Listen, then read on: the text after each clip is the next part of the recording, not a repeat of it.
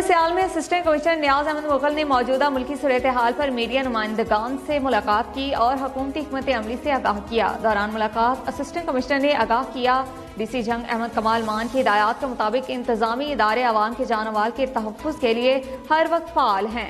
अहमदपुर सियाल से इजाज़ अली भट्ट की report. Assistant commissioner Niaz Ahmed Mughal ने मौजूदा सूरत हाल पर मीडिया नुमाइंदगान Hijaz Ali Bhatt, general secretary press club Saifullah Siddiqui, chairman press club Chaudhry Irfan Jadar से खसूसी मुलाकात की।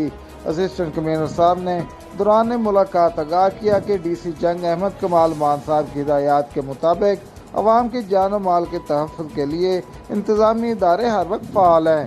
किसी किस्म के नाखुशगवार वाक़े से बचने के लिए हुकूमत पंजाब ने आज से दफ़ा 144 का निफाज कर दिया है। अवाम मौजूदा सूरत हाल में रियासती इदारों के साथ तावन करे, जलसा जुलूस, रैलियों और इज्तिमात में शमूलियत से परहेज करें। तहसील भर के तमाम सरकारी दफातर अवाम की खिदमत के लिए खुले हैं और मामूल के मुताबिक काम जारी है। जंग में पाकिस्तान लेबर कौमी मूवमेंट के